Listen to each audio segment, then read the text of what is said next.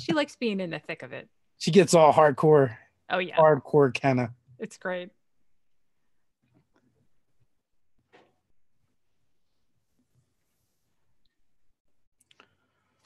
Hey guys, Dave from Nerdarchy, for nerds by nerds, and welcome to the Scarlet Sisterhood, where we're going to play some 5th edition Dungeons and Dragons. And tonight, I have with me Jean and Jen from Pixel Scapes. So good evening, ladies. Hi. I'm Saul, the artist. And I'm Melissa. Hello. I'm getting sounds. I hear voices from beyond. Sorry, there is an ad that popped up on the Nerdarchy page. That's what that was. Oh. So you're blaming Dave? Is that what you're telling us?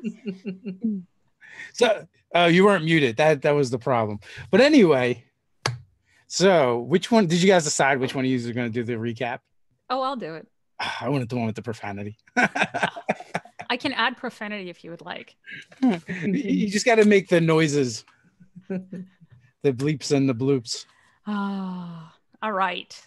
So we discovered Monty has been hanging out with Kenna's niece, Lily. And Kenna's kind of sad about it, but you know, it makes him safer. This is okay, at least for now. So then we were trying to think about what to do with the bathhouse to open it. It finally occurred to us to wonder why one of the tubs is automatically hot. It turns out all kinds of things in the bathhouse are magically heated, and we started to actually get a little concerned about this. Apparently our GC hired a local gnome called Sparks McGee to do this. So as we were talking about the contract, it was revealed, turns out that Kenna and Deneen have no business plan whatsoever. Agnetha had the most ideas. Kath, since she has a background working in a shop, was horrified by this. So then we investigated the magic running through the spa. And there's some kind of malevolent elemental magic involved. So we went to talk to Sparks McGee about it. Kath lectured him in Gnomish and then demanded his notes. Apparently there's an elemental that's essentially trapped in the center column at the spa, in the spa's lobby. We're a little concerned about this. So initially we thought, well, druids know about elementals. So to find out more about this, we figured the mountain orcs might be our best lead. So we went up to the mansion where Lorana lives. Lorana and Richard have their 3 children, the Gorks, the goblin orcs. So they were terrorizing Kath while Kenna pressed her for information about the Olingai tribe. And there was something about people selling the witch doctor a stick. We got a couple of contact names. Deneen found a dungeon in the basement, which was interesting, but we didn't go in there. And then finally it occurred to us, oh, let's go talk to Jerissa. He may know a thing about elementals, and it turns out he does.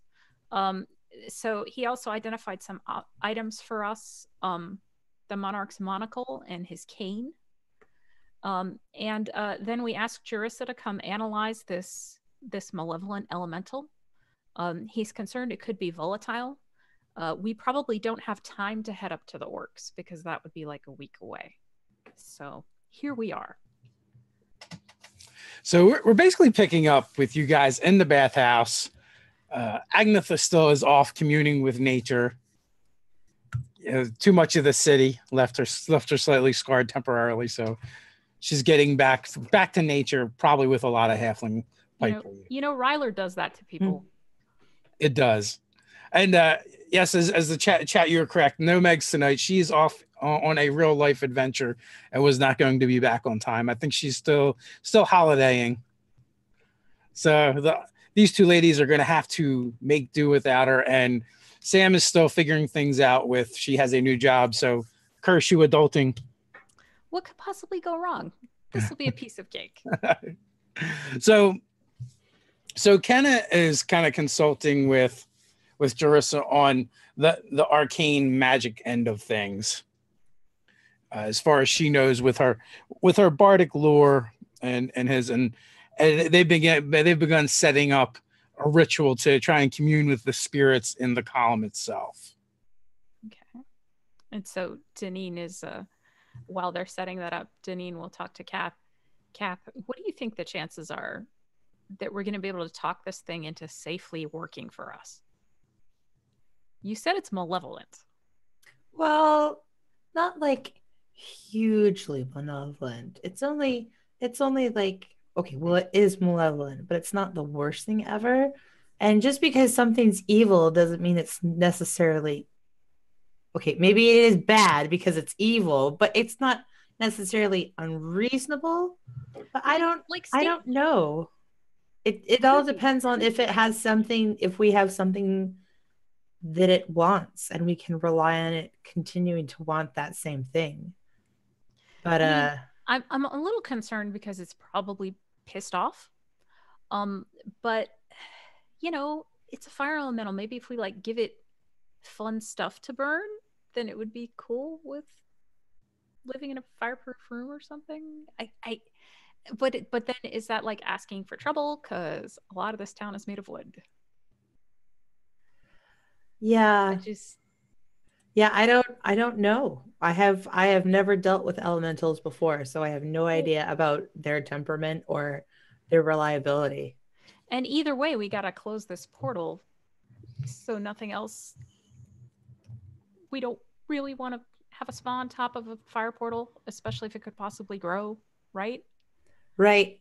And Jerusa did say that Sparks doesn't really have any idea about what he's doing. It certainly doesn't sound like it. And I kind of caught that vibe. Like he's very much so not all gnomes are like this, but some gnomes are more about like if they can do something as opposed to whether if they should do something. That's basically all gnomes. That's not all gnomes. That's okay. not all gnomes. Well, the smart ones. What? Oh, so the smart ones are only concerned about. They're like all inventors. They're all inventors, right? So, but there's different kinds of stuff that's like in their nature. Yes, but there are some gnomes who are careful about their process and include in the joy of inventing the perfection of things and have well documented processes, and you know they care about reliable and sustainable products as opposed to just like immediately finishing as fast as they can. There is a joy to that side of things too, Deneen. I'll just go ahead and believe you there. Yeah, that's a good idea. But either way, we don't have any of those gnomes to fix this for us. So hopefully Jurissa can fix this. Well, because Sparks sure as hell isn't going to fix it. Well, he thought he could. I'm not sure I would trust him. He might be able to fix it if I was standing there behind him, making sure that he was doing things the right way. If anybody could figure that out, I'm sure you could. Yeah, but we'll especially if it involves music boxes. Do they have anything to do with this? Are you guys having the conversation off to the side as yeah, absolutely. Like she looks like she's angry at you, Deneen. Oh. Well, hey, it's not my fault. I don't know anything about this. I'm asking you questions to better myself so I understand stuff more. You have a lot of assumptions. You do have that. Well, what else do I have to go by, Cap?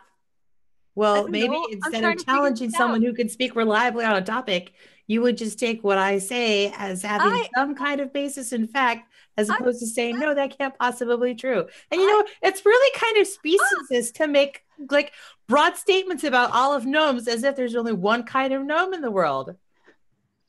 I want you to take that back. Is there more than one kind of gnome in the world? Like with elves? Yes, Deneen. There's different kinds of gnomes. Like rock gnomes are the best though. Okay. There's forest gnomes and Snarfnivlin. You hear Vance's voice come from over by where they're working. Hi, Vance. And different gnomes have different personalities. They aren't all exactly. Well, I know they're people. I know that. It just, you know.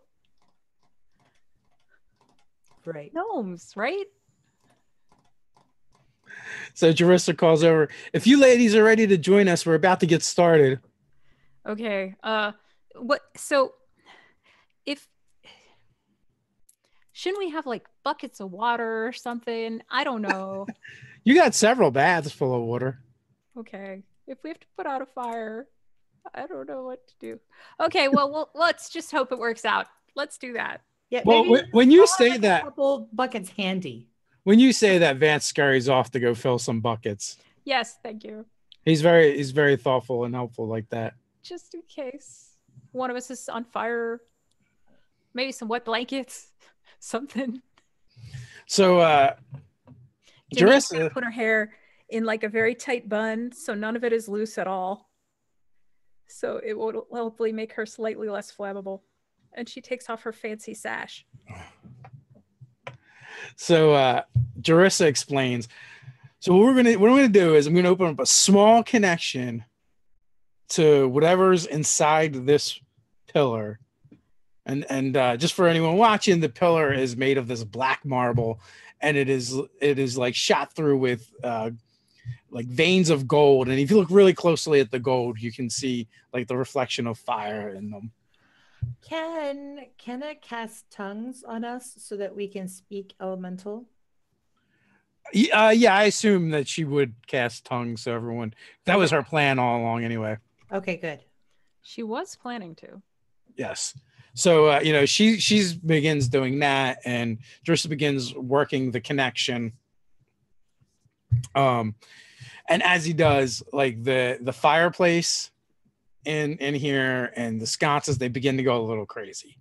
Like the flames are kind of like shooting up and dying down and flickering. Let's thaumaturgy those into some semblance of normalcy, just in case.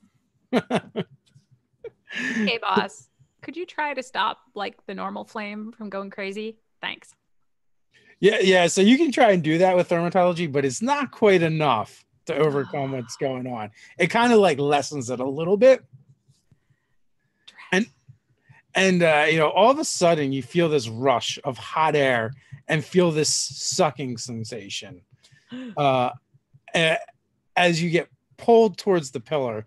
Like it happens so fast. 1 minute you're standing looking at the pillar, the next minute you're standing in the antechamber to it looks like a mansion or something, and it's extremely hot in here. The walls all appear to be of that same type of marble as the column, including the veins of gold. Except for here, the veins are slightly thicker and the flickering flames is more prominent. Basically there are 3 directions you could go in this antechamber. It's almost like a large foyer, actually. There's a staircase in front of you, and then 2 archways to either side. The foyer is about 20 by 20. It's circular in nature. The entryways to either side, they're arches, and they both above them have these really ornate, and it looks like they're almost like carved out of brass or gold, whatever it is. It's very shiny. It's been polished, and it's almost like these demonic flaming faces that look like they're screaming.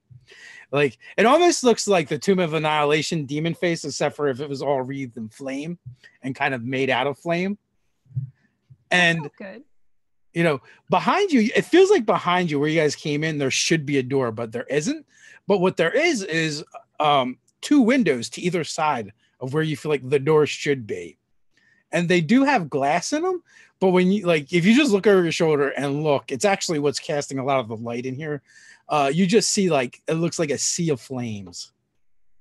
So we're on the plane of fire right now? I don't know. I've never been there. I don't know what it looks like.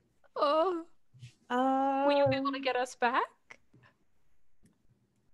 from wherever this is to home? Oh, you're by yourself. Oh, Jarissa Oh, didn't no. come with It's just the us. 2 of you. No. I hope this went the way it was supposed to. Wait, does this mean also that now Kenna is not here?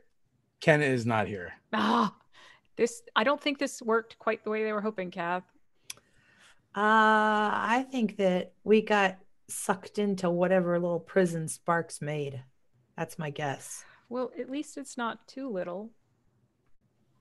The So it we is need to not go too look for this elemental now. it Does is this not too little. And on does either the side, does the room kind of mimic the structure of the bathhouse?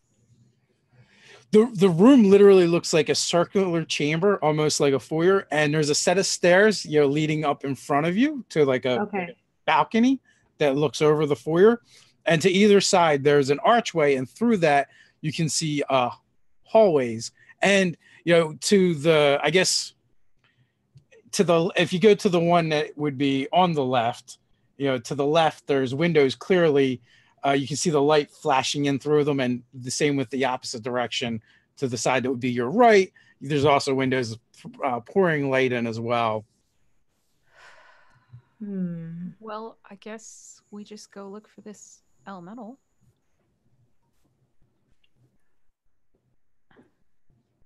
Or yeah, that could be one thing. Hopefully Or they're keeping tabs on us with their ritual thingy. I hope. I think it's interesting that Jerissa was saying that Sparks had no idea what he's doing, but it's Jerissa who got us sucked in here. Yeah, but maybe I shouldn't have. Maybe I should have. I was kind of distracted when I was talking to you. Maybe they were explaining what was going to happen and I missed it. I just don't know. Or maybe it's a horrible accident and we're doomed. But let's pretend this is how it's supposed to be and just roll with it. Yeah, maybe like pick. Let's just pick away and head that direction. But maybe like check to see if there's any booby traps before we go down something. In case we are trapped with a fire animal and he's had time and resources to like home alone his prison. Well, it's not just that. If Sparks designed this to keep this elemental in, there may be things stopping us from coming back to this point. So I agree that we need to watch our step and our space here. So as you're discussing that, you hear a voice that seems to crackle as it speaks. What do you mortals want?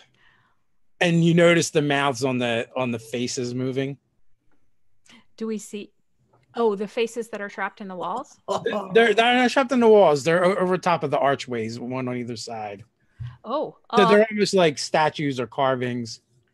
So, we hear that you're trapped in here. And we're trying to figure out a way to resolve that situation. Assuming we are where we think we are, because we actually don't know where we are. So if we shouldn't be here, we'll try and leave. Yeah, we're here to talk to a trapped fire elemental.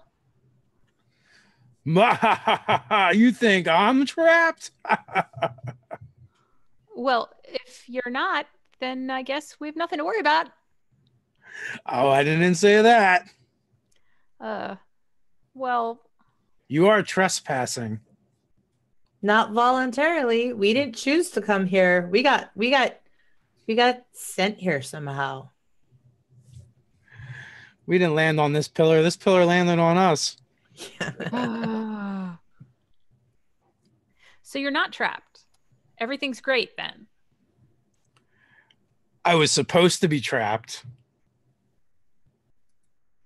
Also, too, that you're getting the impression that this place is much bigger on the inside than the outside. Yeah. It's a TARDIS. It's a fire TARDIS. I love it. So you're good then? Everything's all right? You're happy? You're chilling? Or that's chilling. A bad word. That's a bad word. Sorry. Don't say chilling to the fire. We prefer to grill here. So you're grilling? We will be soon. So there's multiple of you? This is my domain now. Okay. Are you the ones responsible for creating this place? No. But we discovered this situation and found someone to try and help resolve it. Right, because we heard that you might be trapped and we were concerned for your well-being, so we thought we'd try and help. Right. Help you get back to the plane of fire. Right. Because you don't want to be on the material plane. It's like super cold there and boring. There's rain. There's rain. Yeah. Like There's all a the time. There's a river. Yeah, it's not great. Look out the window behind you. Does it look like we get much rain here? So like I said, that's like the plane of fire, right? So that's where you are now, the plane of fire. Is that where we are? That could very well be where you are. Look, buddy, we're here to help you. Help you. But if you want to be like, maybe it's the plane of fire, maybe I'm trapped there, maybe I'm not, we can't do anything to help you. So just talk to us. Come on, man. Everyone knows mortals are not trustworthy. Well, if you're happy with your situation and you don't think anything's going to explode, then you don't have to trust us. I will send my footmen to escort you to me. Great. And then the faces kind of go slack. Hey, cat, footmen. Does that mean like a hot foot? I don't get it. It's kind of funny you should say that, because you actually hear this this weird scraping sound along the carpet, or along the along the marble floor. It's almost like a squeak, and from either side of you, you see approaching. It looks like to be some kind of humanoid. Actually, you've seen something similar before in the swamp, Denny. Oh wait a minute, that wasn't you. You weren't there. Sorry. Blissfully unaware. That was a different player character. No, so you see coming from either hallway a humongous humanoid form, except for it stops being a humanoid about the waist area. At that point, it is all serpent. It is covered in head to toe in scarlet scales. The upper torso is also covered in, scarlet flesh, bright. It's got, large horns, coming off of its head. It's very snake-like in appearance. It's like snaky on the bottom instead of legs. Yes, very much so, and it is kind of on fire. Well, it's right at home then. Yeah, the face is reptilian. They're each carrying these large spears. So there's two of them? There's two of them, and one coming from either side. Hello, footman. Take us to your leader. Grilling the most. We would be more than happy to take you to the master, but first you must divest yourself of your weapons. No, thank you. Yeah, I'm kind of obliged to keep this bow with me. And they just give off like a rather sinister feel to them. Well, I can give you some of my weapons. How about that? That will not do. How about if I give you my arrows? A bow isn't worth anything without arrows. You must be divested of all your weapons. Well, a bow is not a weapon. Arrows are weapons. What about your daggers? Oh, these. Are they visible? Yeah, she definitely has one on her belt. So she pulls that out and then starts rummaging through her cloak and makes sure that she's basically switching them around so that the teleporting dagger is still inside her cloak. And she pulls out like the letter opener she stole from her father-in-law and another regular dagger. It says, "Here you go." And what is Kath doing? She said no, thank you, and she's not offering anything. So okay, so at that I'm going to say roll initiative, because they're going to take that as a hostility. All right. Well, then clearly holding out these daggers was just a ruse for throwing them. Perfect. I will. You know what? If you give me a deception check, oh boy, possibly let you get the drop on him. I'm a very deceptive person. 25. Oh yeah, I don't think he stands. Oh, that's a pretty good roll. Because I'm not giving up my bow. It was a good roll, but the not bow good from enough. my bow. Really? They beat a 25? No, they didn't. I said I had a good roll, but it wasn't good enough. Oh, whew. They're totally distracted by you fumbling with stuff. Yep. And are totally buying it. All right. So you can chuck a dagger before initiative. Excellent. Let's do that. Let's do that thing. 21 to hit. A 21 will absolutely hit. But is it sneak attacking? Am I surprising them? Yeah. It's surprise. Matter of fact, you could even Okay. have advantage on the roll. Ooh. All right. Then that's 27 piercing damage. Whew. 27? Ooh. Yeah. You just woke somebody up. Hoo, hoo, hoo. Oh, and let me do my initiative roll. Let's see. Where is it? Why did 8? Deneen, was that really... I'm disappointed in you, Deneen. Oh, you got an 8? Yeah. You both are going to go first anyway. Did Kat get the highest initiative? She sure did. All that dagger shuffling slowed me down. I love it. I'm so excited. What did I roll to get an 8? Oh, 1. Halfling 1.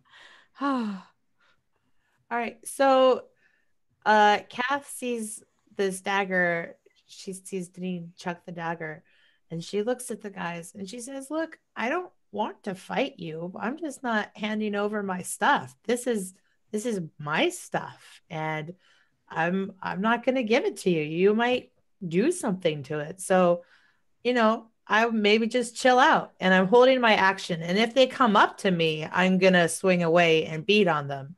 But I'm hoping that they'll chill the fuck out. Chill out. They're definitely not chilling the F out, especially after Deneen takes one in the chest with a dagger. Yeah, I'm not handing a fire creature my husband's wooden bow that's tied to his soul. Yeah, when you look at them, that's not happening. And when you look at them, there's like you see the heat waves kind of rippling off of them. So, well, I want the moral high ground of being able to say, look, I tried to be reasonable. This is all y'all's fault.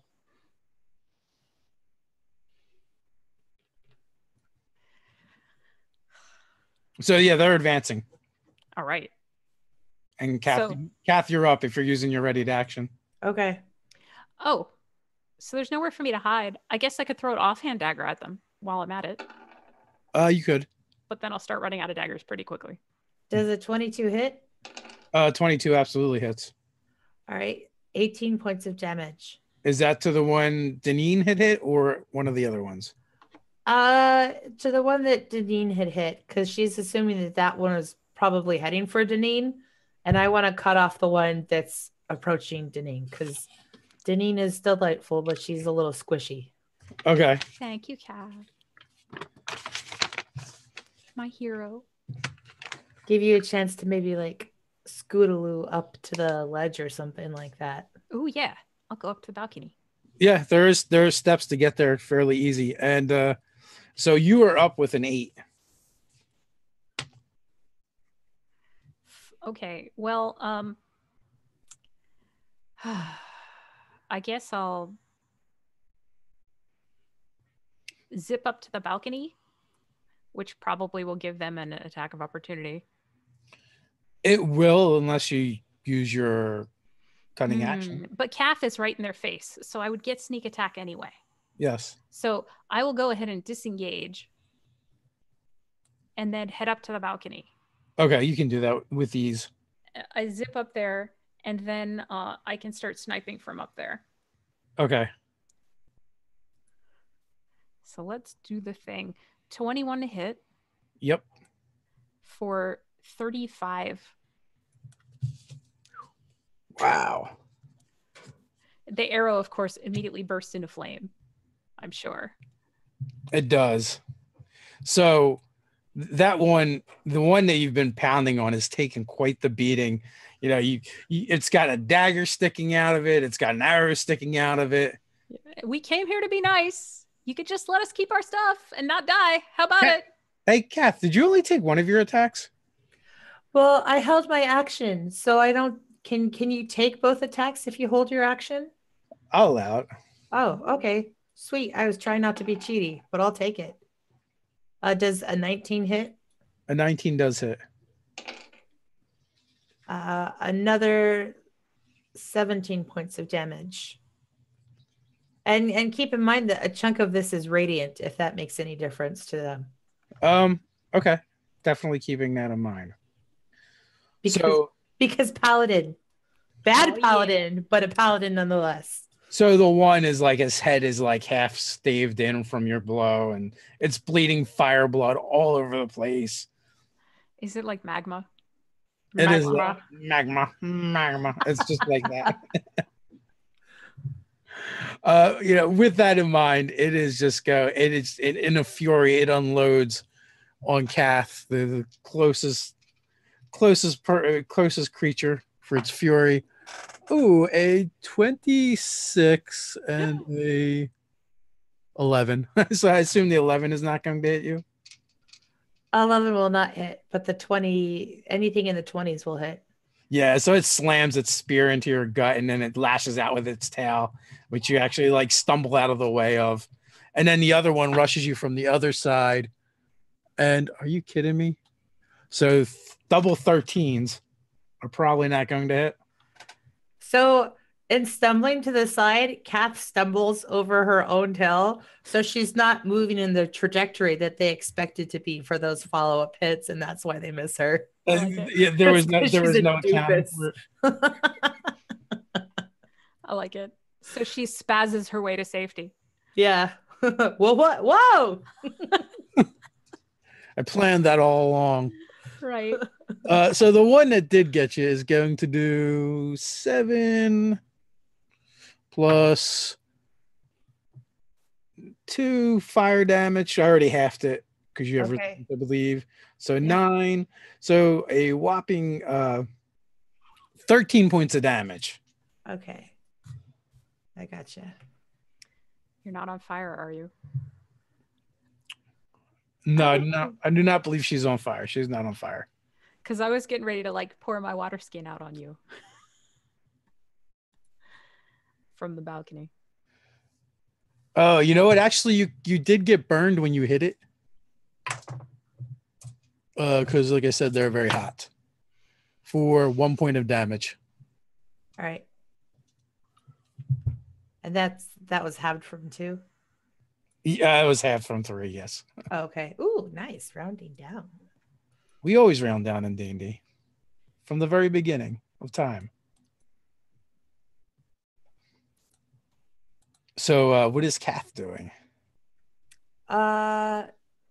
She is gonna, so we haven't killed one yet. That one mangled guy is still up. Yes, barely. It is like swaying back and forth, not in a snaky way. Also, when everything's been speaking to you guys, you also feel like it's speaking languages you don't understand, but you do understand them. Okay. Well, aren't we tongues? You are tongues. All right. I don't want to start using my magic yet because I'm a little concerned about what's going to come later. So I'm just going to wail up on this guy that's almost dead. Okay. And I already know that hits from last turn. So 12 points of damage. Oh, yeah. Totally crushes his skull. All right. Then I'm going to step up to the other one and take a swing at him. Go, Calf. Woo. And I'm assuming a 10 will miss, right? Yes. All right. Then he manages to like bob and weave his little snaky self out of the way.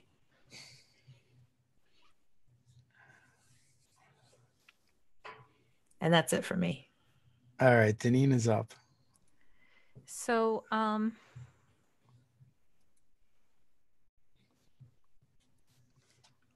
see.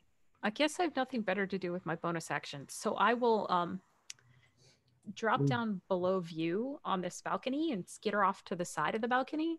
Okay. In an attempt to hide. Okay, go for it. I mean, they know I'm up here, but they don't necessarily know exactly where I'll be coming from. You got about 15 feet you could kind of move around with. Well, maybe it'll work once or twice, just so I can surprise them a little more, and then just shoot between the banisters. Okay. And apparently the only thing I can roll tonight is a 21. It's 21 to hit. That will hit. For 29 piercing. All right, so you put an arrow right through the tip of its tail and it hisses. Really don't have to do this. Janine hollers from up there, and then she drops back so that she's out of easy view. Wretched cold bloods. And then it comes in swinging its tail first. I'm gonna fire some d20s, and then follows up with the spear. Does a 16 hit? Who's it aiming at? Well, you're the only person in range. Sorry. Oh, nope. Ha ha. Take that. Yeah, you're. I shouldn't be so antagonistic to you. I mean, no. Sorry, you missed. Aw, shucks. You're able to smack away the spear before it can get close. Same with the towel. The maul is just bouncing back and forth between the two. You keep doing that, we're gonna get fireballed. Would I do that? So that brings us back to you, Kath. You and the snake creature are kind of circling each other, looking for openings. All right, I'm gonna take a couple more attacks.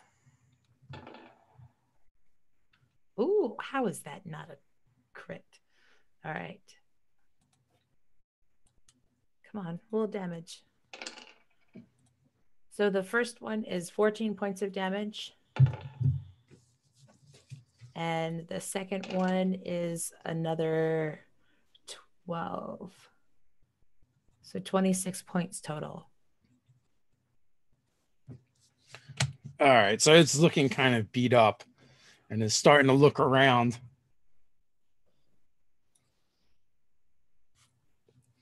As it's squaring off with you. So this is the same one we've been... Oh, right. This is the second one that looks beaten up. Yes. Okay. The first one that looks beaten up now looks dead.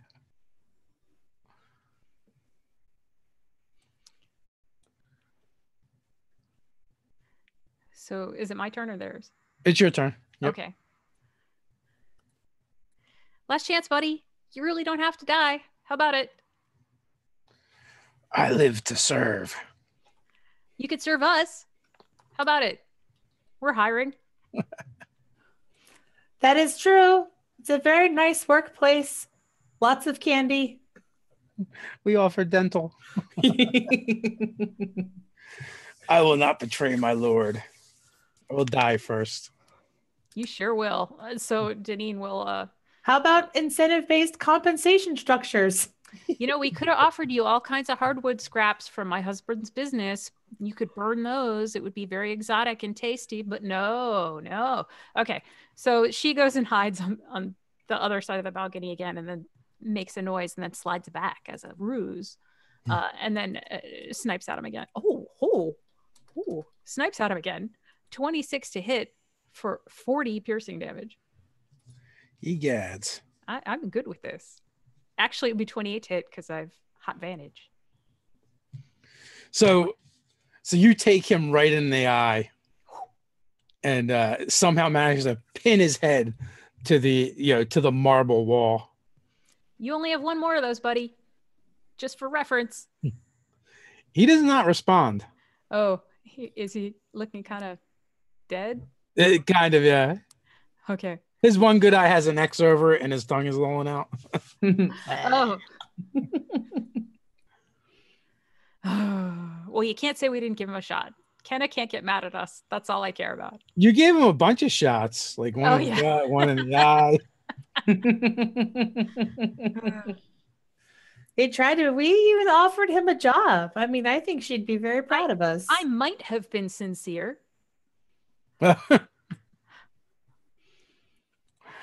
Maybe. We'll never know now. We will never know. Wah, wah, wah. I'm kind of thinking that getting this other guy to work for us is not looking real likely either, Kath. What was that? I'm kind of thinking getting their boss to work for us is not looking real likely. Well, maybe he'll respect us now that we've demonstrated that we're capable. Mm-hmm. Yeah, right. So which way are you guys going? I'm going to just douse myself in water because anything we run into is likely to attack us with fire. And I want every advantage I can get. You have water on you? Yes, I have my water skin. Oh. Glug, glug, glug, glug. You get wet t-shirt, Deneen. Ooh, I didn't know it was going to be that kind of episode. Doesn't last very long. Within like 10, 15 minutes, you're going to be dry. And your hair is all like humidity. Super crinkly and everything. Yeah, absolutely. It's like this. Yeah, exactly. It's everywhere. Well, that didn't work as well as I hoped. Let's carry on. Kath is laughing at you. So at the top of the stairs, at the balcony there where Deneen is, there's also two hallways going either direction, or there's the two hallways on the floor going in either direction. Which way do you want to go, Kath? Let's go left, but check it for traps. But I think we should go to the balcony because heat rises. I know that much. And why would that make that an appealing place to go? Because we're going toward a hot thing. It's got to be the right way, right? Why do you ask me where I want to go if you're just going to tell me where you want to go right after? To give you a hard time. Okay, I'll go the way that Kath says. This is just like that time when you asked me what I wanted for dinner and I gave you 3 suggestions and you shot them all down. Maybe I just wanted to show I knew like one thing about heat. Oh, well, very, very cool. Very cool. Right. Yeah. Okay. We're going to go left and I'm checking for traps. Okay. So up here, you notice there is no windows, yet there still seems to be light being cast. It's almost if there's golden veins where the fire reflects is also shedding a dim light. So it kind of gives it an eerie glow. It's very eerie. So what was your investigation or perception? Let's see. 23. A 23? Yes. You actually do find something. Ooh, look at this, Kath. So there's an area on the wall, on the one wall where it's slightly discolored. Maybe it's a secret door or a trap. I wonder what this is about. It's just discolored. Is there any kind of like edge to it that I can see? Well, there's a discernible edge as far as perimeter. You can see is like a 5x5 spot. It's barely perceptible. Something has happened to it, makes it different than the rest of it. Kind of caught your eye. Give me an investigation check if you want to try and. Hey, Kath, where it comes from. Do you want to help me investigate this? Well, I was going to offer to investigate because I've got my eye patch thing. Okay.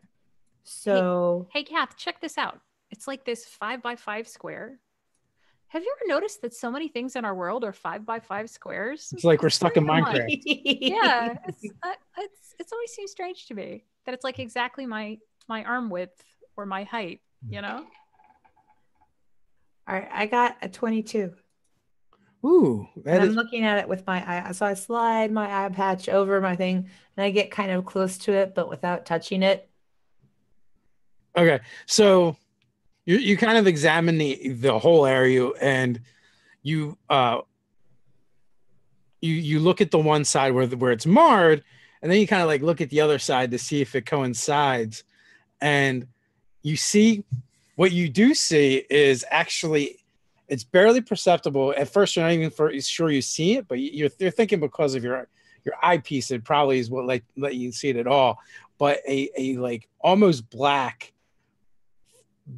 blue that's almost black face is kind of like floating in the wall. And it looks like someone, it's making this expression of someone who's like a character of someone like exhaling. Huh. Does it look like the face that was talking to us out in the entryway? No, it looks very different than that. It's just it's completely smooth. And what languages do you speak? Well, we've got if we've got tongues on us. Yeah, but that doesn't let you read. That's only just Common and Gnomish. So there is a faint tracing of a rune on the forehead. Not to be confused with a rune. I gingerly touch it to see if my fingers burn. Janine looks immediately horrified. They don't. Takes a step back. But what does happen is that face really does exhale. This blue energy comes gushing out. Give me a Constitution saving throw. Oh, Dave, your face, your eyes went so wide. You're like, what? You don't touch things, Cat. Hey, I'm just proud of myself that I didn't lick it. That's what I typically do. The expectations are so high, but at least I didn't lick it. Do we have inspiration? Sure. Okay. I like how you're slowly trying to like trick Dave into using our homebrew, our home game inspiration rules. Is that a homebrew rule? Oh, then I'll go with it. I'll go with it. Never mind. So we actually do that. I've seen you do it a couple times without realizing it. It just makes me laugh. I've played with you so long that sometimes I forget what's our rule versus You've never played it normally. We actually do start all of our players with inspiration. I just always forget to give it out or talk about it. And does using inspiration give us advantage on our rolls? It does. It lets you re-roll a roll. But you would have to roll it again as opposed to picking the other number like we do. Oh, okay. Okay. I got you. So the whole, in that case, it's a crit. It doesn't work quite so nicely.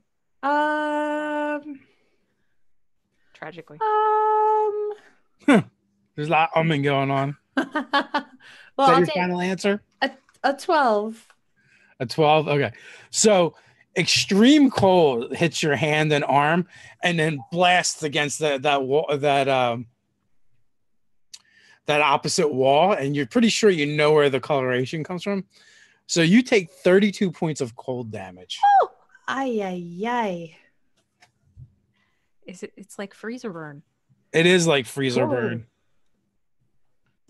I bet that would have helped us in the fight if we knew about it. Janine, I'm going to give you a little tip. Oh, don't touch it. That didn't look good. Are you okay, Cav? So give me, what's your passive perception? Like 20, Janine? Yes. Yeah, it's 20. Okay. Well, you jumped back and you can see the whole thing. Well, you can see like one of the floor, not a floor tile because it's all marble, but one section of the floor kind of lights up with that same rune that was on its forehead.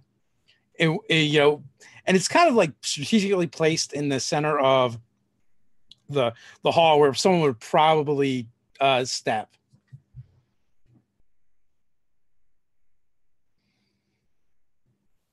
So given that we've already seen that rune explode into cold once, I point to this area and I say, Kath, don't touch that one or step there or accidentally stumble there. I know you.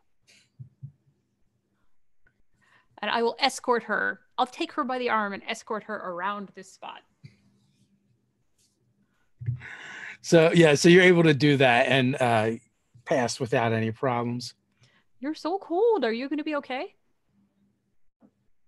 You're muted. You're muted. You're so cold. I can't even understand you talking. Her little teeth are chattered. She goes, I'm fine. No, biggie. I've got I've got I have a little teeny tiny healing spell, but I try to save it for when people get knocked out. Yeah, you hang on to that. Okay. I've got a few healing spells as well. I can Um, still bless us right before we deal with this you know what? I'm guy. gonna dump some lay on hands into myself because I am a wee bit low. It sounds like a I'm, great idea. I'm at about half right now, so Yeah, yeah. I need I'm you gonna up. bump that back up.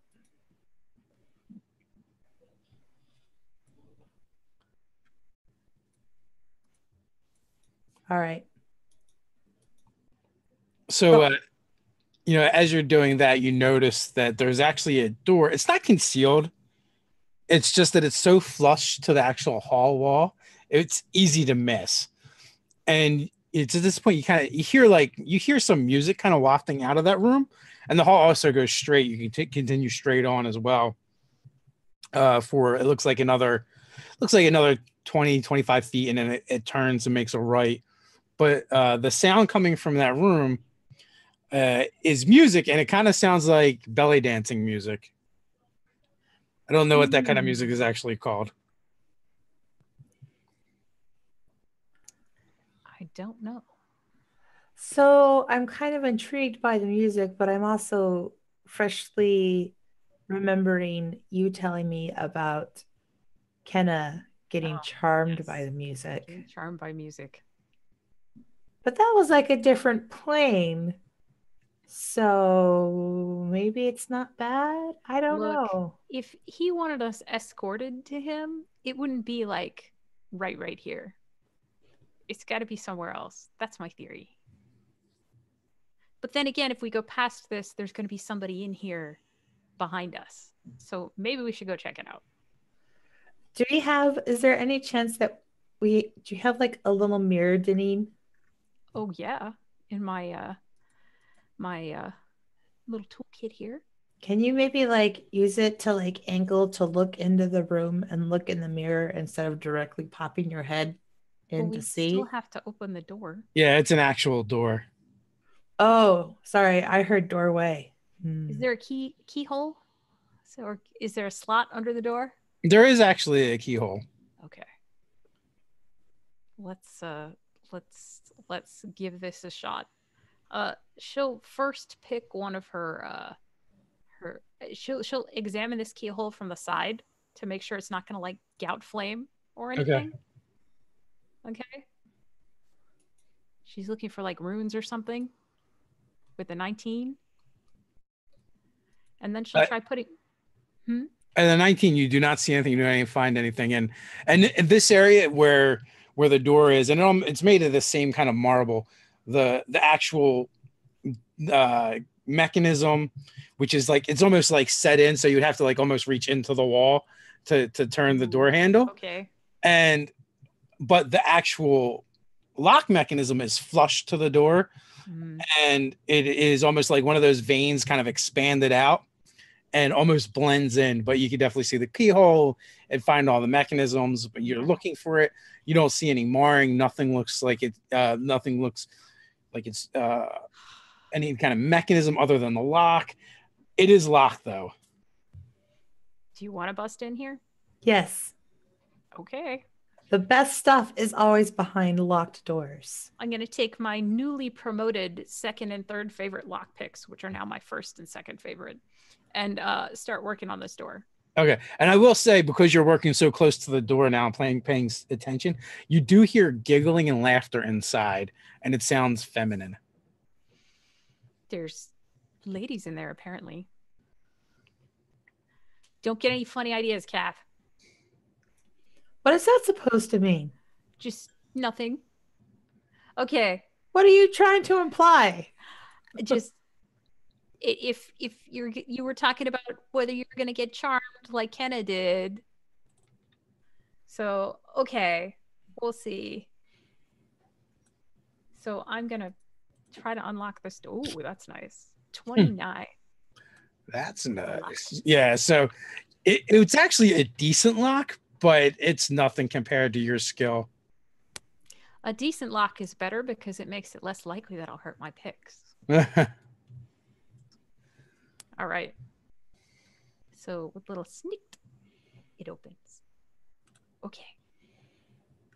Do you want to knock, Cat? What do you want to do? Sounds like a party in there. Get your Like mirror. a slumber party. Get your mirror out and maybe stick it in. I'm gonna push this door open just a little teeny bit, real quietly, and get my dental mirror and go in there. So give me a stealth check to determine how well you're able to do that. How quietly. 30. Oh yeah. Ooh. And that's not even a nat 20. Oh my goodness. So what you see when you kind of crack the door and use your mirror is the room is very lavish. There are pillows and silks all over the place. There's wall tapestries. Everything is really ornate. It's like a 40 by 40 square room. There is some kind of pool or almost like a bath or pond in the middle of it, and there are women dancing and kind of frolicking and hanging out, lounging about. Some of them are playing music, some of them are dancing. These women have long hair down to their waist. They are wearing veils and the whole belly dancer rigmarole. The only thing that is a little bit different about them is the fact that their skin seems to be colored or is brass. But they're moving. When they move, it doesn't look like a moving statue or a construct or anything like that. But they are shiny. Huh. Kath. I think this is where he keeps his lady friends. That's my theory. Why was the door locked? That's where he keeps his lady friends. That's my theory. Let's just leave the door open and go. Instead of bothering them. Because I don't know if they would raise the alarm or what. Okay, I'm cool with this plan. Sure. Although, they could be his ladies or they could be his lady friends. We don't really know. Oh, I'm trying to think if there's any way narratively where Kath could find an excuse to give them her halfling pipeweed brownies. That's probably bad. We might die in the attempt. You could just say food delivery and throw the tray in there and then pull the door back closed. No, we'll just I like your idea. We'll just leave the door cracked open and see what happens. You could leave the brownies out front. Well, I'm not just giving them away for nothing. Well, I don't know what you're trying to do with the brownies. What are you? Shut it. Well, that was quiet. That was an out of character. We're being stealthy. Oh, okay, got it. So fine. Being stealthy. That was an out of character wondering anyway. So in that case, she takes Kath back out to whisper away from the door to whisper what was in there. Okay. I think it's. I didn't see any big fire elementals in there. Just brass ladies. Brass ladies. Yeah. Brass ladies. It's like they were made of brass, or they just had naturally brass skin.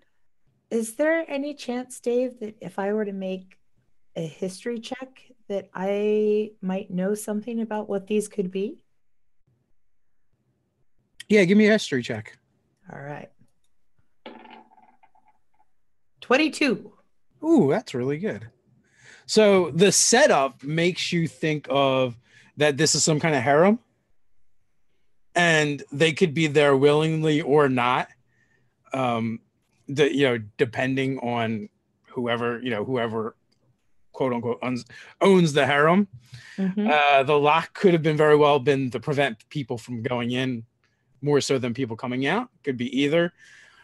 These figures, they kind of make you think of a fable, a city of brass, which would be found on the plane of fire, you think, and is ruled by evil djinns.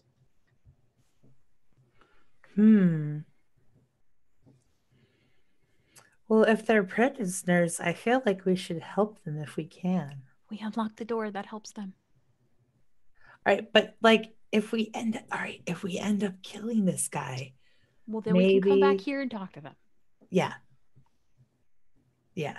Okay. Like if we know the way out, because if they're all really bad and there's a whole lot of them, I don't necessarily want to fight like a huge room of. Yeah. Okay. Okay. All right. All right. Okay. I'm good. Okay, let's keep going. Yeah, you feel like there was at least a dozen in there, but could be 2, 3 dozen. You don't know. There were You don't lots of know. like silken drapes and cushions, and And you can only mirror it's so hard to much. count them. It's hard to count them. But there's a lot. Okay. Okay. Don't step on that spot. I won't. Come this way. So which way are you guys going? Are you going to continue down the hall or go back the way you came? Sure. Continue down the hall. Okay, you're like, Yeah. sure. That was 2 choices there. All right. Yeah. So you continue down the hall, and like I said, 25 feet down, it goes to the right. And now we know what to look for with these runes. So we're going to keep our eyes peeled. Perfect. So you do, I assumed you're searching anyway, and it's a little bit easier now. You kind of know what to look for. And apparently they seem to be set against people from this plane more so than others, because they've all had that same rune and that same marking. So you feel like it's probably, they're all set up the same way where it's going to blast cold. Great. We can actually use that to our advantage if there are any where we end up fighting this guy, Kath. Yeah, if we can get him to chase us down this hallway and set those off behind us as he follows. Went all the way across the room. So if he's anywhere in that path, I could chuck a dagger at one and just set it off. Yeah, that sounds like a good idea. Sounds like a brilliant idea. We'll see. So give me another perception check. Or never mind, what's your passive? 20. 20. Okay, so you do see another one, but this time it's different. It's not the same mark.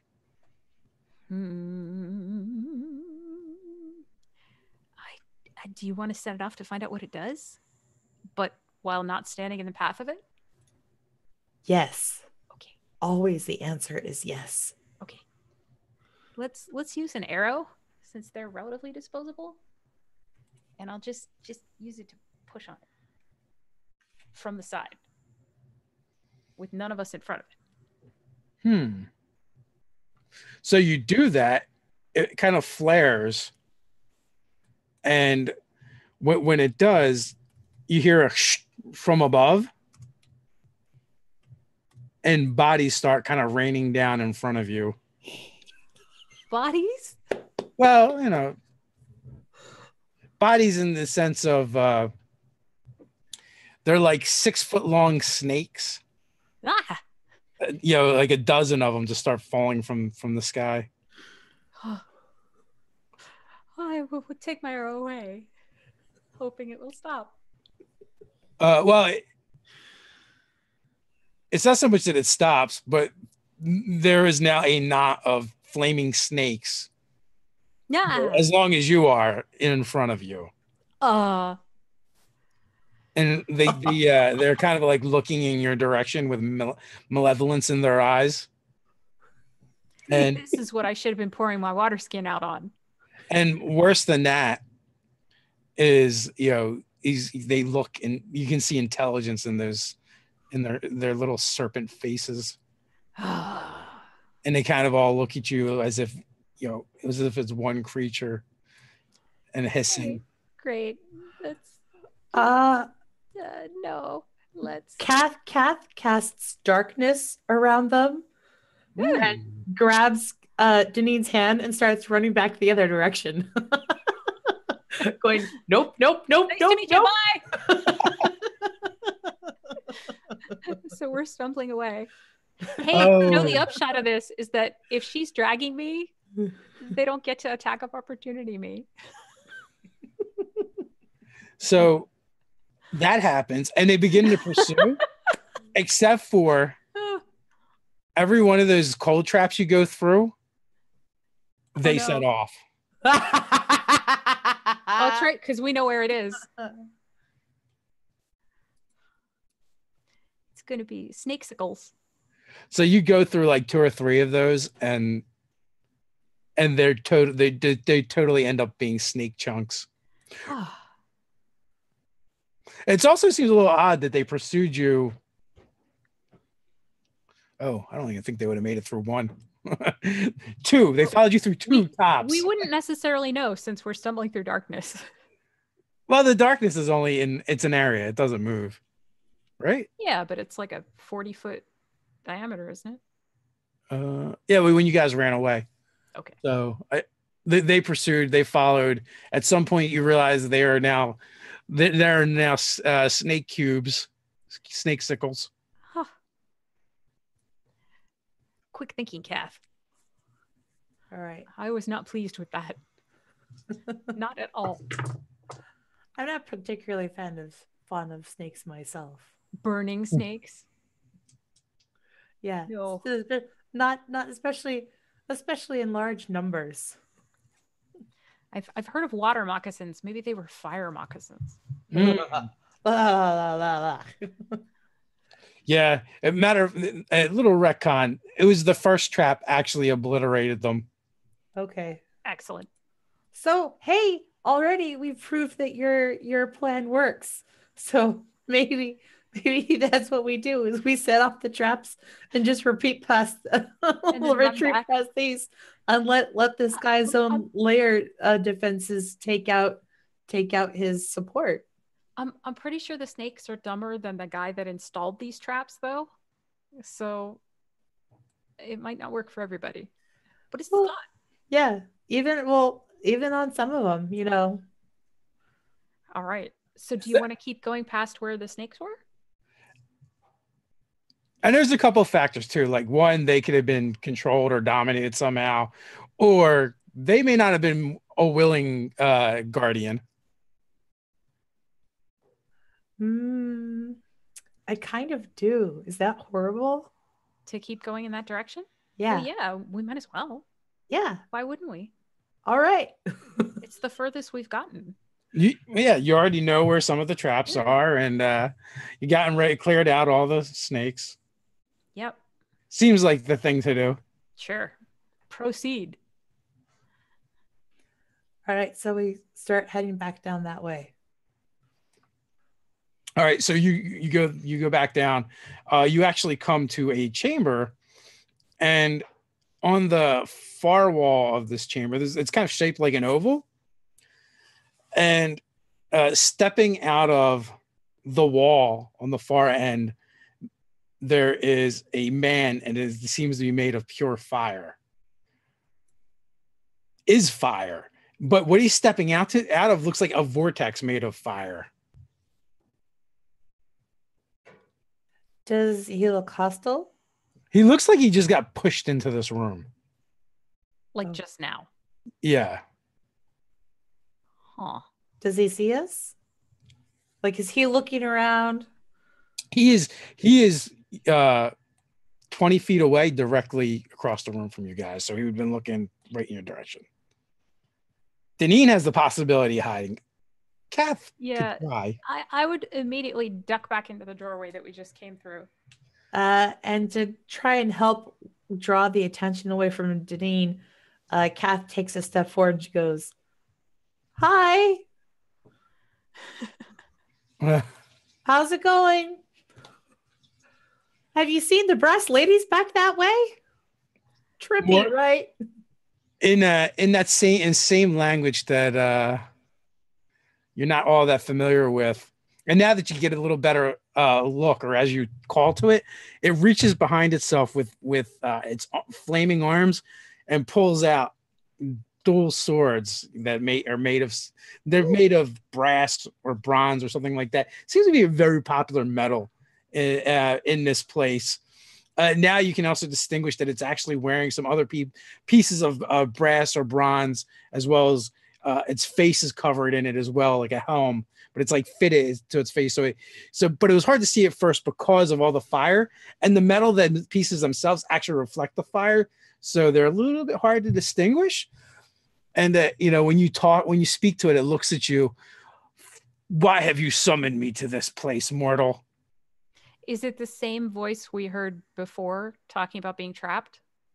It is similar in the sense that like they have an accent, so what would sound like an accent to you that is the same, but it's not the same voice. So more of them are coming through the funnel. Okay. So I actually didn't summon you, but I heard a report that beings were being summoned. So I came to investigate to try and stop it from happening. We're here to help, says some voice from the hallway. You could help by ending these foul magics. That's the plan. We're working on it. Plan. How do I know it isn't you that have enacted these magics? Well, there is a master of this place, and his servants were trying to stop us from stopping that portal that sucked you here. So I think possibly either the portal trapped both of you here or he summoned you here. I'm not sure. But he seems to think he's not trapped here. So he doesn't seem like a good thing to do. Oh, also, the way this place was described to you guys before you entered was it's only big enough to hold one elemental at a time. So maybe he left and then this new one got sucked in here? Wait. Well, only if Sparks McGee was correct. Right. Yeah, That's Sparks. Well, Sparks said that it could hold up to a certain point and would only take those of a certain size. But I thought he said that it could hold multiple, but it had a cap. Is that not correct? There's a lot of room in here, and he doesn't know what he's doing. This is also now there's true. At least 2 in here plus dancing ladies. So and the 2 guys you killed, and the snakes, and it's way bigger on the inside than the outside. Yeah. So he clearly doesn't know anything, and if this is the portal right here that he opened, like the interior version of that portal, and more of them are getting trapped, we need to stop it. Mr. Fire and Swords, would you like to help us stop the other guy that is keeping this open? I am not convinced it is not you that have drawn me into this place. Well, would you mind just moving a little bit to the side and hold your weapons ready, but I just want to examine where you got sucked through. Yeah, we want to seal that up so that no more people get sucked through it. But I'm not holding my weapon and you're holding your weapons, but could you just give me like maybe 2 minutes to check this out? Will it let you go back through if you try? You see his eyebrows like what like flaming eyebrows kind of scrunch up. I don't know. And so let me try. And he goes to leap through, and it's like he hit a wall and bounces off. Ooh. I'm sorry, sir. I wasn't sure. All right. Well, then we should at the very least seal it so that it doesn't let more through if we can. How do you intend to seal it? And are you going? Then will I be trapped in this place? Well, there's some windows back there that show a bunch of fire. So I think this place is inside the plane of fire, I think. Well, of course it is, foolish mortal. Where else would I live? Well, then I guess you're not worried about it. I don't know. I don't know. But, if you would maybe just let me check it out, maybe I could see how to reverse it so it would shoot you back out. Oh, that would be good. Okay, so as you approach it, you feel the heat coming off. So does he step aside? Yeah, he steps aside, and he kind of has his weapons ready, but down. They're not like...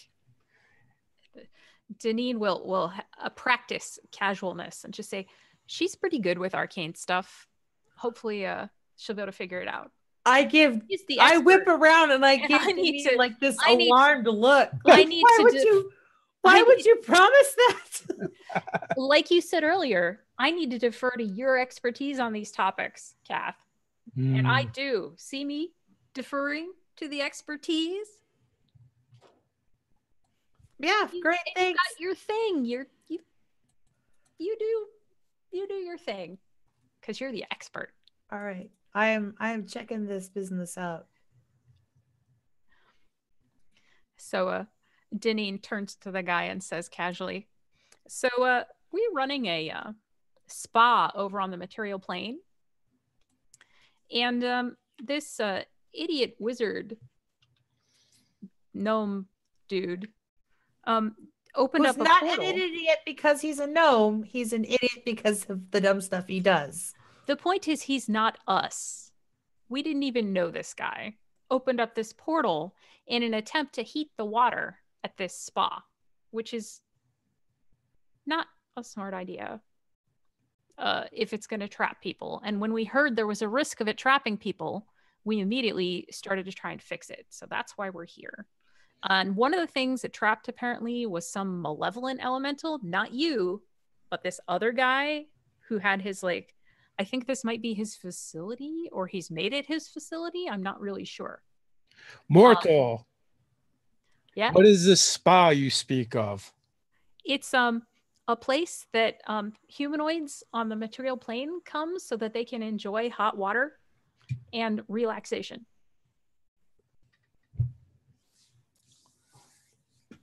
See, you guys like heat. We like heat. You think you see him shiver at the mention of water, but it's hot. But it's kept separate from the fire. Like the fire warms the stone and the surroundings so that the heat transfers from the warm stone into the cooler water until there's an equilibrium of temperature between the two. Right. So originally we were thinking that this other elemental, that instead of trapping him, that we could maybe make a deal with him to heat the stone for us.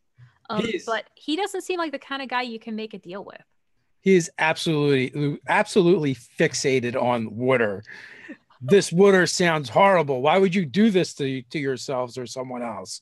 Is this what you do to your enemies? Well, mortals need water to live. Like we're made up partly of water. Really? So you mean like blood? Yeah. Sure. Okay, like yeah. So yeah, there's wet stuff in it's people. kind of, and it's just kind of how stuff lives on our plane. Is it needs water to live. So life needs things to live. You guys have been kind of like wandering around here for No. I'm sorry. You guys have been wandering around here for at least an hour. So Deneen, the heat is very uncomfortable. Give me a con save. Oh, I'm not very good at these, boss. Okay. Hey, but if you're within a certain range of me, it's not magic. But you get, or is it just saving throws? It's saving throws, or of protection. Ooh. I feel slightly protected. How slightly do I feel protected? You get. Oh, that's a rune sheet. I was about to say that charisma modifier is not right. You get a +3 to your saving throw. Oh, well then it's a 20. All right, you're fine. It is a little hot in here. But you do feel the effects. So Kath is approaching the vortex? Yes. And she's not touching it. Okay, I'm gonna cast guidance on her to try and make this a little easier for her. Ooh. So give me a con save because it is extreme heat that is coming off of this thing. Well, I like it toasty. Some like it hot. Kath on a hot tin roof. 17. All right, so you will take 8 points of damage and half it for your saving throw and then half it for your resistance. So 2. Okay. But each round, you're just going to be sucking fire damage. All right. So what was your check? On guidance? Oh no. On you are you making an Arcana check? What are you doing? I was gonna do I could do Arcana. Arcana or Investigation. Which one should I do? You can use either one. I'll allow you whichever one's better for you. Okay. And I'm gonna go with invest. 20, sir. And +4 from guidance. Okay. So, yeah, and you get a So- D4. No, Oh, it's ooh. +4 because that's what it rolled. All right, so 24. Oh, nice. So you definitely have found what is sucking fire elementals into this place, or creatures into this place. And you kind of deduce you don't think it's actually going to work the way Sparks said it would. One, it's way bigger in here than you thought, and it's going to keep filling with these things. And you don't see a way to necessarily shut the door. You might be able to dispel it, but it's going to be a tough check. I'm gonna try and dispel the magic. So I'll use dispel magic. All right, so you give me a D20 check plus add your paladin level to this. Oh, So you have to make a cast. You're making basically a caster check. oh God.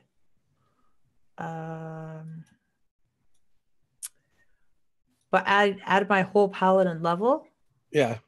then 20. Okay. So it's beginning to close. The barrier has weakened, and you actually feel that it can go either way now. Oh, I think you'll be able to escape, sir. Oh wait, no. You don't know that. Kath is the one that knows that. Hmm. I'm already contradicting myself. You just continue. I'll just sit here. So Kath will take a step back, and she says, I think I've made it so that you can go out now if you'd like. But, if you're ever interested in exploring the mortal plane and perhaps being employed by, a spa, we could certainly, use you for various things, and you'd never have to be very close to the water. I will keep that in mind, mortal. And he dives through. Delicious exotic hardwoods. And and as he does, like a copper coin comes flipping through behind him, and Zillifax owes you a favor. As you slam the door shut. I'm taking that down. Zillofax owes us a favor. And the coin is very warm to the touch, but it is not hot. You would think it would be way hotter if he just sanded it to you, but very merciful of Zillifax. Okay. Well, that could have gone worse. Yeah. Should we get the dancing ladies and tell them they can go out through here? We still don't know whose side they're on. Oh no, it doesn't last that long. She shuts it like within moments of him going through. So that was like while it was collapsing? Yes. Oh. Okay. Well, at least no one else will get trapped here. Yes. And no one else will get sucked in. And we didn't have to fight a guy with scary flaming swords. If they end up getting like booted back to the material plane, maybe we could hire them. The dancing ladies? Yeah. Oh. But if all else fails, we got to make sure they're not trapped here either. If they're not horribly malevolent. That would be like a huge draw for the spa. It's, I don't know. Okay. Forget hot stone massages. Yeah. Hot hands. There you go. If they're interested, I say we pitch that. Well, we'll see. Hopefully we don't have to fight them. Yeah. But at least they didn't look heavily armored or dressed. So, yeah. So long as they don't have crazy arcane abilities. Well, we might survive. Or their flesh isn't actually brass. We should at least check on them before whatever. Let's go deal with this guy first. Right. I'll follow you. Oh yeah, yeah. Let's do that. Okay. Or Well, do you want me to I'm go checking for first? runes anyway because I'm Yeah. pretty observant. So I'm gonna keep doing that. You've got the dexterous twinkly toes, so just point me where you want me to walk. I do a little tap dance as she says this. I do a little belly dance. I'm imitating the ladies in the room. With your dex, I'm sure you're not you're between your dex and your charisma. I think you're gonna pull it off. There you go. All right. So you guys go back the other way, and it kind of mimics this one, the way this direction had gone. You get past some traps, and but when the hallway turns, there's a spiral staircase. Again, it's that same metal. Everything is made of bronze and brass in this place, leading up. Well, looks like the only way to go. How about it? So there's enough room for one of you to walk, in front of the other.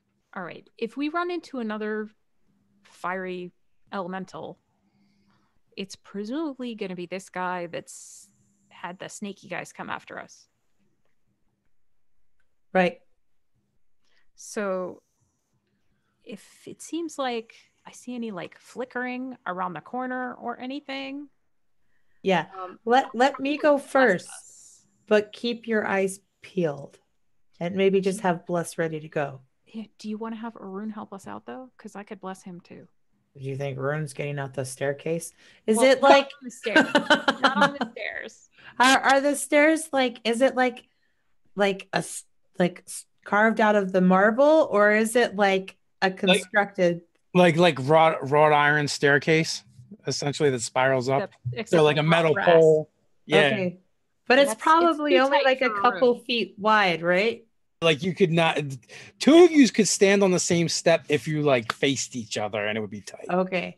But so yeah. When we get to the guy, maybe, I don't know. Just okay. Because it's just us. I mean, good point. All right. So I'm gonna have that ready to go. And you have Bless ready to go. Yep. Or actually, you know what? Let me see if I have Feinsteed prepped. I don't know if I have it prepped. Aw.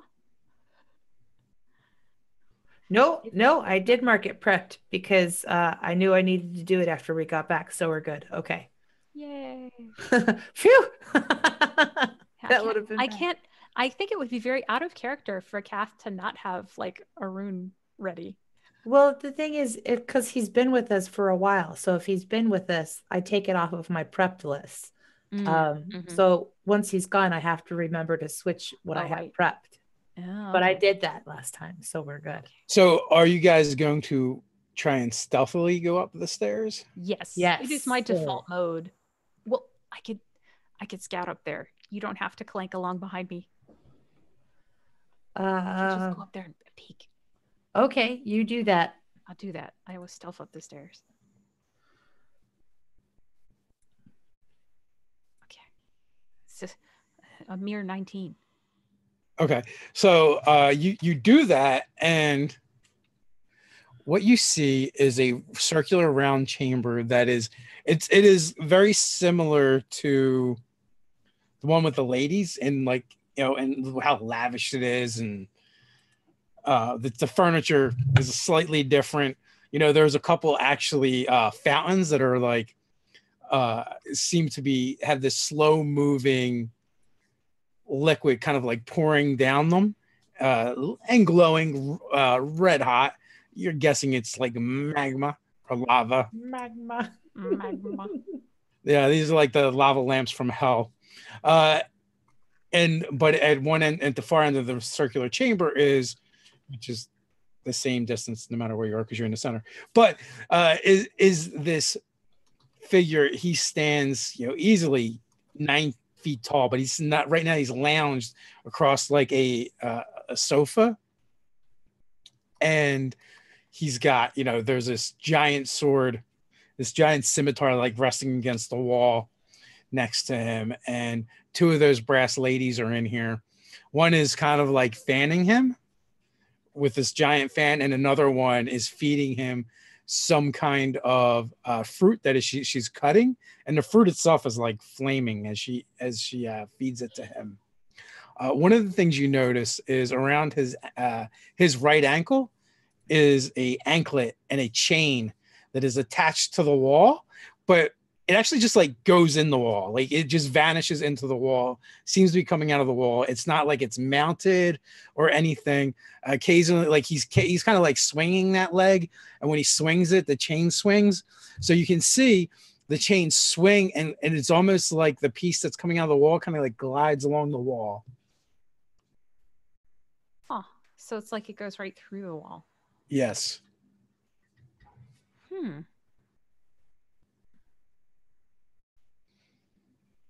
Interesting. Okay. Well, I'm gonna slink back to Calf. Okay, Calf. There's the big guy is up there.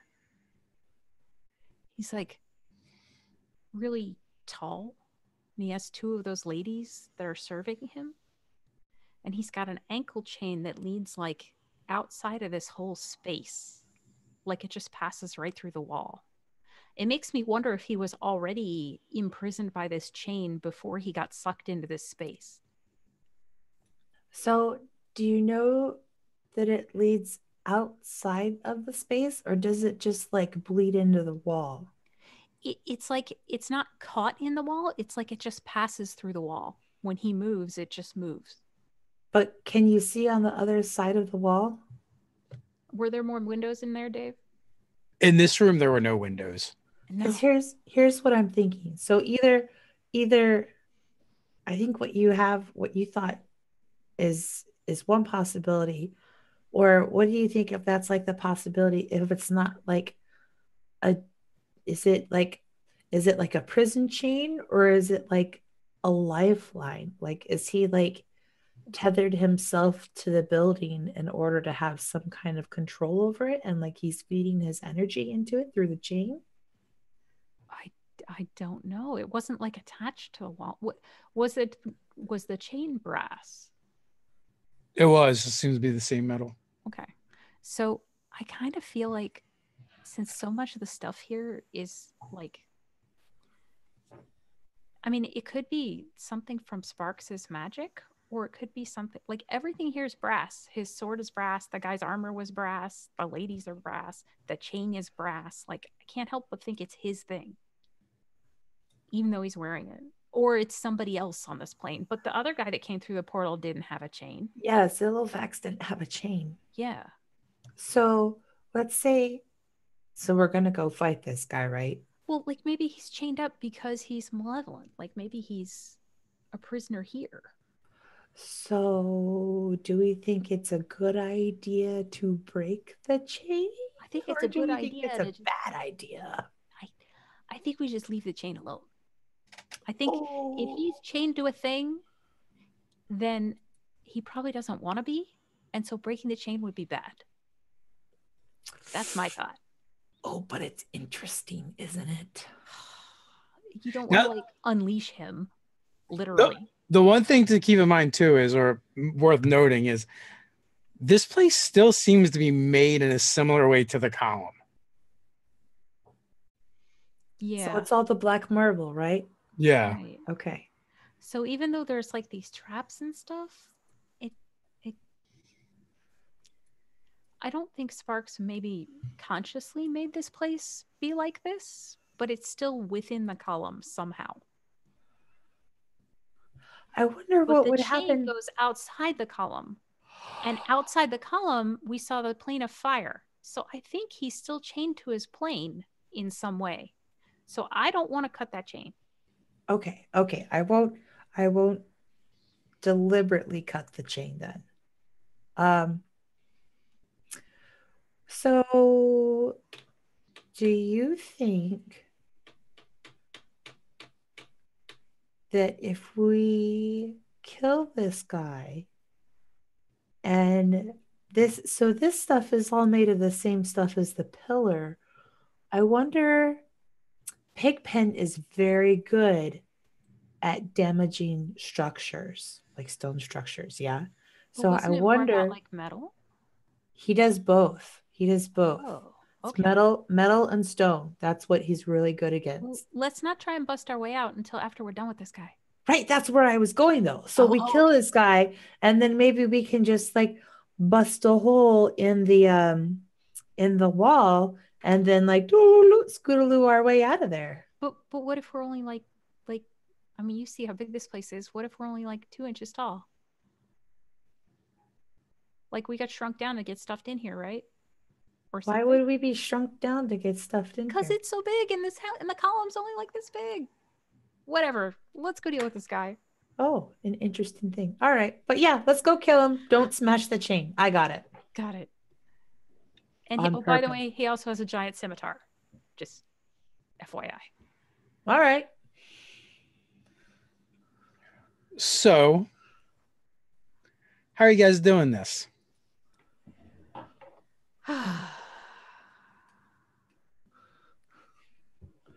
We'll sneak back up and then charge in. So we sneak up. You cast bless. No, I you res summon. a rune first. Otherwise, Okay. I can't bless him. Okay, I summon a rune. You cast bless, and then kaboom! We like charge in. Right. Okay. So we're readying these actions. My ready to action is cast bless once a rune appears. Okay, so you don't actually have to ready an action for that. So Okay. as long as you guys are quiet, it doesn't seem like you're particularly being expected, or he's looking for you, or concerned for that matter. But so you summon a rune. A rune's like, huh? And you cast bless. Yes. Now what are you guys doing?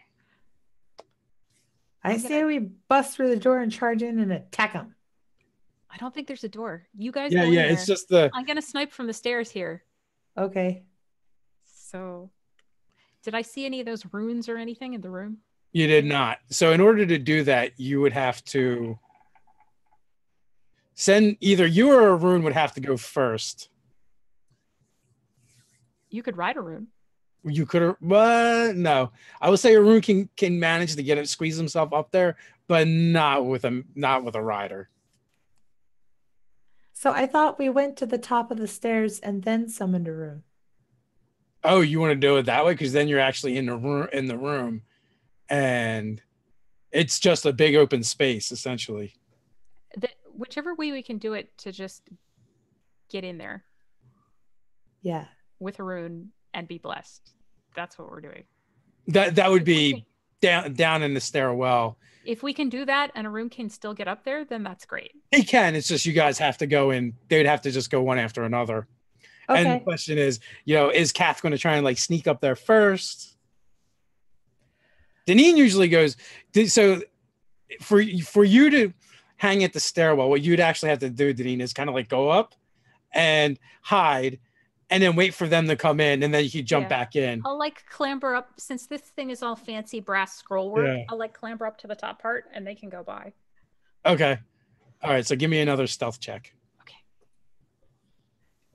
18. Okay. So all right. So you do that. Kath, you or Arun, who's going next? Me, because there's no way that Arun has no chance of sneaking up those stairs. Wow, so she's gonna beat her stealth check. Yeah. I call it now. So I will go up. He doesn't have his spells on, so that's gotta help. That's true. And I probably have to spend a moment where like he refuses to move. I'm like, no, like, buddy, I swear, we'll put them back on. But I'll get you new ones. Sneaky right now. And he looks like super disgusted and petulant, but gives in. So yeah. So Deneen, then me, then Arun. All right, so make your stealth check. Oh.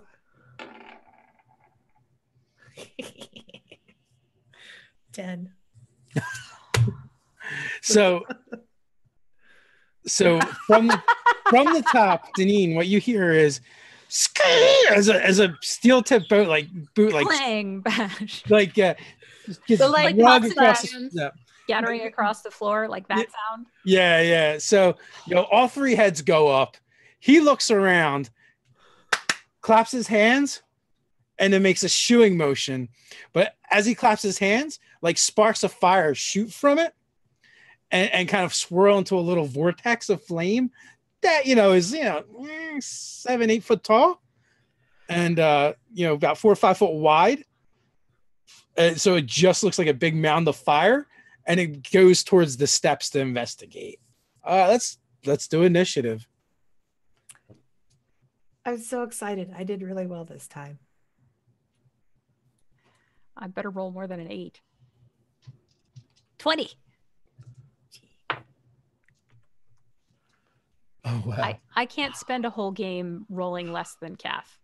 That's not happening. So. The one time I rolled a 19, which means that I have an 18. It's the highest I've ever had, ever on my initiative. I'm happy for you.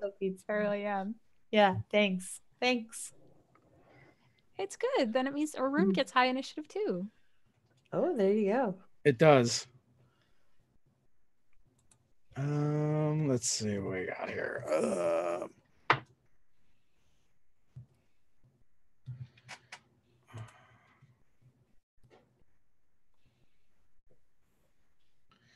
Where's my chat?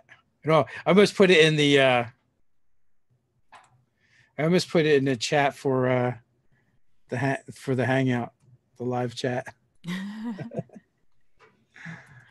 That's you. No, they're not doing so great.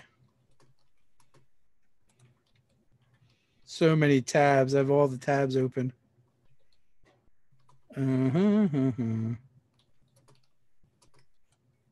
also paranoid about accidentally closing the wrong window.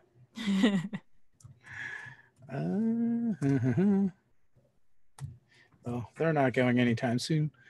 Let's see. Well, that 20 is going to go first, but in addition to you going first, Deneen, yep. You will also get surprise. Yeah, excellent. This is all I've ever wanted. And since we're fighting this guy, I think he's probably the worst thing we're going to have to deal with today. I'm also going to oath bow him. Ooh. Okay. And since it's a winter court bow, maybe that will help me because cold, hot, I don't know. We'll see. But it feels like it's worth it. And this could go horribly, horribly wrong. So she's got herself like sort of wrapped around the upper part of the brass scroll rook, and she just uses the top part of the stairway as leverage and leans in the doorway to snipe at this guy. So that's 23 to hit. Is that with advantage? Yes. Okay. Yep, that will hit. For 44 damage. Wow. Nice. So, phew. So that makes a nice cut on his bicep. Good. And her, to activate it, she says, "Swift death to those who have wronged me." Since we're not negotiating with this guy. Oh, Kath got a good initiative too. She did. So you come rushing up the stairs, you and Arun, one after another. And basically what you see is this mini wall of fire moving towards you.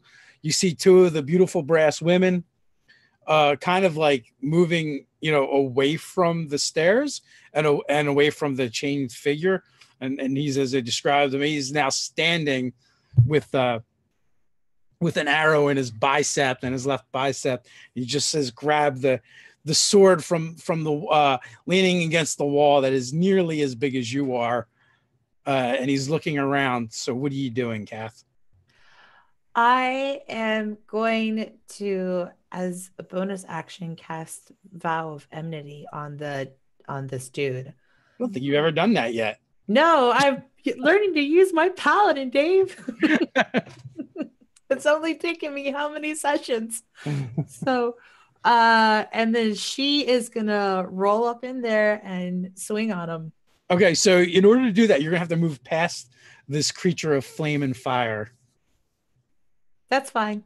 Okay. So I'm thinking that if we defeat this guy, that his little minion might not be as big of a problem. Wait, Did I I'm miss this? hoping. He has a little minion? Yeah. Oh yeah. He summoned a fire guy to go investigate the noise. Oh, okay. So I totally missed there's that. 2 enemies. Okay. And plus you already shot the main guy, so Yeah. I'm I'm going to focus on him. aiming to finish him fast. Sounds good. All right. So that guy will take a swipe at you as you go by. Ooh, at 21. That'll hit.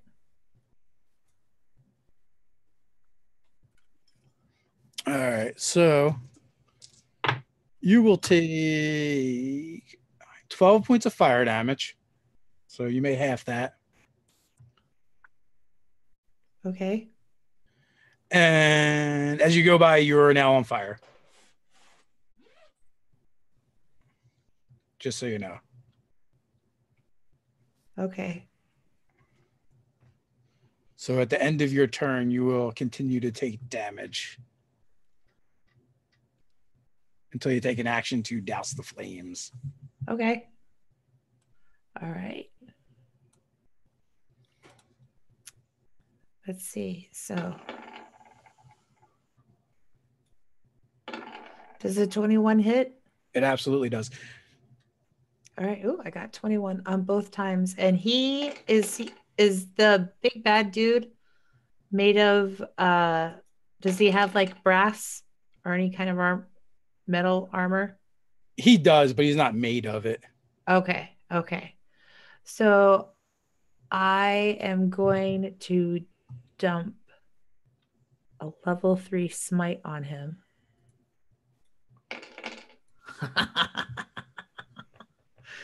All right. Ooh, all the math. That's 20, 28, 48, 54 points of damage. Dang. Your maul slams into his side, shattering ribs. And then Arun is going to come charging in and do his charge attack. Okay. Yay, Arun. Was that just the one attack though? Or was that No, both? that was both my attacks. Okay. Both my attacks. And I did a level 3 smite. Okay. Nice. Let's see. Oh, poor Arun. He only got an 11, so he probably misses. Yeah. Yeah, he totally like stiff arms him. Okay. Or, so if that fire guy gets an attack of opportunity and lands one on Arun, maybe that's what throws him off, is it singes his butt a little bit. And so Well, he used his reaction, so he only got the one. Oh, all right then. So you know what? We messed up a little bit. Take another turn, Deneen, because you actually got a surprise round on everybody. No, I'm good with another turn. I'm gonna shoot again. All the arrows. Oh, I gotta use my inspiration. I refuse to miss. Huh. Okay, 17. Did you count your bless? Oh, I did not. That's funny. You're always reminding everyone. Oh, I didn't count that for Arun either. What you hit? What was that you hit before? 19. A 19 will hit. Okay, for 45 damage. Oh, She means business. Oh, ow. Ooh, ow. There's all that 30s. That would hurt. It hurts. It hurts. It hurts. It hurts. So with that, And then she'll withdraw back around the corner of the stairway so nobody has like direct line of sight on her. So the big guy with the scimitar and the red skin, he's now you can see he's adorned with all kinds of medallions and medals and bracelets and anklets, except for the one that has a chain on it, and lavish silks. He glares down at the tiefling and lets loose with two flashes of his scimitar. Let's see. Well, that's funny. That is a 1 And that is a 20. So the first one misses horribly, like scraping the ground in front of you. And like it was so bad, you kind of like look and lean over to snicker at him, and then he just whips it right back up, slamming it into you. So you are going to take 20 points of damage. Whew. And then you're going to take another 17 fire damage before it's halved. Okay. We gotta burn this guy down fast. And then, did you use your bonus action to try and hide? Deneen? Yes. Yeah, she's went around the corner of the stairway to break line of sight. I mean, she might as well. Okay, so give me your hide. 24. 24. Okay. That's why I didn't bother mentioning it. But I should have. Yeah. I should have. So with that, the fire creature is like looking around, and then turns its attention to Arun and Kath, and it lunges at Arun. You might hear it say barbecue or something. Medium rare. Yeah. And all right. So to hit Arun, it is a 19 and above. That hits. All right. And he is going to take 2 punches of fire. I'm a little worried about you two up there. 21 points of fire damage, and he is ablaze as well. Oh, and end of your turn, you took 10 points of fire damage for being on fire. You can half that. All right, so was the little fire elemental, is he standing next to me when he attacks Arun? Yeah, he is. All right, well, when I leveled to 12, I took the sentinel feat, which means that because he attacked somebody other than me and he's next to me, I get to use my reaction to attack him. You can absolutely do that. All right. Exciting. All right, he takes 13 points of damage. Okay. His form wavers slightly, but other than that, there's nothing distinguishable about what's going on with him. You're kind of on fire, Kath. How bad is this? Kath and Arun is kind of on fire. It's probably worse for Arun than it is for Kath. Plus, Kath is also resistant to fire. Yeah. With that being said, it is your turn, Jen. As far as I'm concerned, if we take out the master here, hopefully his elemental buddy will just whiff out. So she's gonna reappear to shoot at him. So she still stays like just enough to come around the corner and shoot. 27 to hit. Oh yeah. His arrow just slices out across the room for another 38 points of damage. So one of the odd things is like that chain doesn't seem to hinder him at all, and it kind of moves around with him. Yeah, because the door, it's not like it's attached to the wall. It just goes through the wall. Yeah, and it like just moves with it. Yeah, and then Deneen then withdraws again. So with that, it's Kath's turn. All right. And as you bring up your maw to, I guess, attack him, he kind of like drops to one knee and puts his sword in the ground and begins cowering. Mercy, mercy. Oh yeah, no, he's gonna die.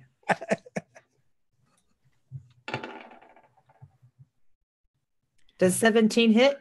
It does. Mercy. He said his goons squad after us. All right. Let's see. All right. 20 points of damage. 20 points of damage. You just totally slammed his head through the floor and he bursts into flames. not damaging flames. And so basically right now you guys are kind of blinded by the flash of fire as you smash this guy into pieces, and we'll end it right there. Woo! So, thanks for playing, ladies, and thanks everybody for watching. But until next time, stay nerdy. Stay nerdy. Stay nerdy.